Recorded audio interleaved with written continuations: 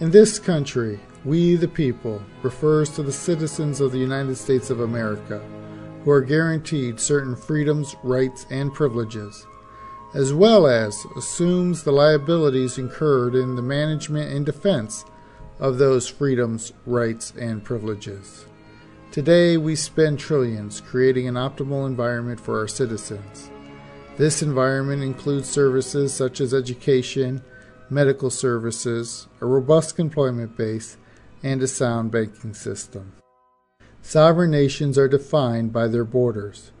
Without borders, nations do not exist.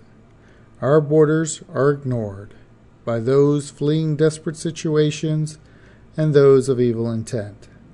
America needs to remain a bastion of hope to those around the world.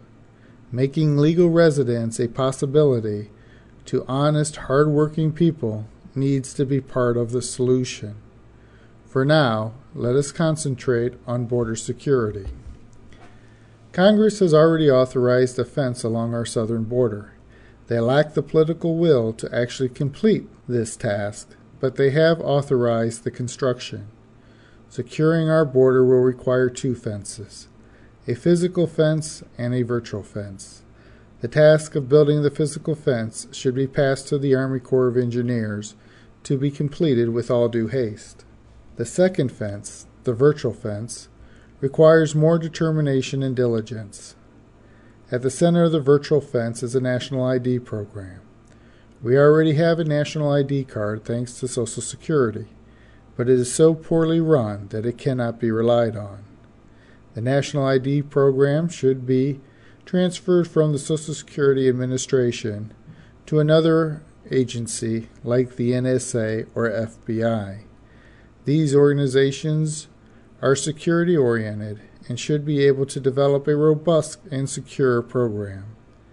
The national ID should incorporate both high-tech and low-tech security procedures. The security procedures can be as sophisticated as a DNA validation or as simplistic as verifying your mother's maiden name. Credit card companies have been securing customer account information for years. We should be able to leverage an industry know-how to cost-effectively develop a robust national ID program. Once the national ID program is implemented, the virtual fence can be constructed. There are 4 key pressure points that could discourage illegal entry into the United States. They are employment, banking, education, medical care. Employment. Today, it is illegal to hire anyone other than a U.S. citizen or those guests that have a legal right to work here. Enforcement of these laws need to be strengthened. One way to strengthen enforcement would be to require the employer to validate the national ID against the national database. Once validated, the employer would be given a validation code as proof that the check had been performed. Non-citizens would need to be validated on hiring as well as periodically throughout the year.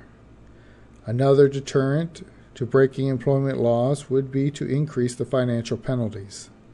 Steep financial penalties against the employer would go a long way to discouraging the employment of illegal aliens. Removing a financial gain would reduce the incentive to violating the laws. Another deterrent for violating employment laws would be to require mandatory jail time for those violating the employment laws. The intent of the mandatory jail time would not be for punishment. Those penalties should strictly be financial, but more for the embarrassment factor. Those involved in the hiring of illegal aliens would be subject to a mandatory time, not to exceed 5 days per employee and up to a maximum of 30 days per incident. Those that would be subject to jail time would include the hiring supervisor, the head of human resources, and the chief executive officer. All 3 of these individuals are responsible for enforcing the employment laws. Another tool to increasing enforcement of our current employment laws would be to offer illegal aliens legal status should they come forward and report an employer who engages in hiring illegal aliens. In order to receive legal status, the alien would need to testify and win conviction against the employer.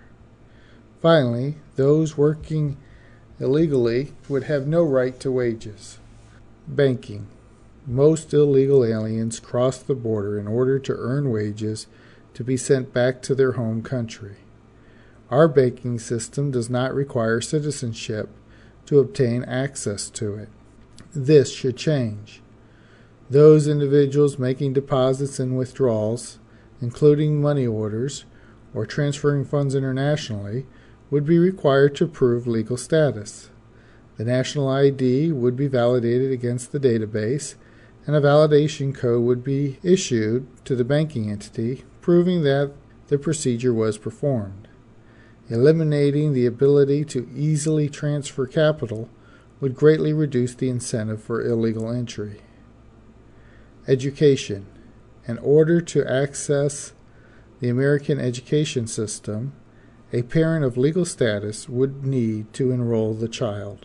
Once again, the national ID would be validated against the national database, and a verification code would be issued to prove the procedure was performed. Medical care. Individuals seeking medical care would require validation.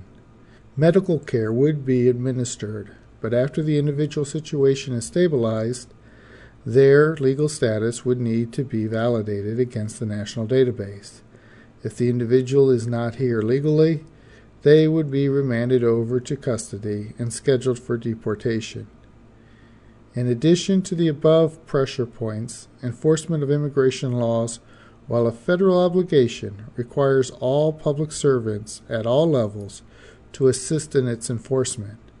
Any public official, whether at the federal, state, or local level, not supporting the enforcement of immigration laws would be removed from office and barred from serving for a period of not less than 10 years. The concept of the sanctuary city must be eliminated. Any public servant not supporting the federal government, performing a constitutional obligation, is not serving the public. The place to change federal policy is in Congress. Subversion of federal law should not be tolerated. The construction of a physical fence and the creation of a virtual fence, complemented by a robust immigration policy and a fair guest worker program, should lead to a safe and secure nation.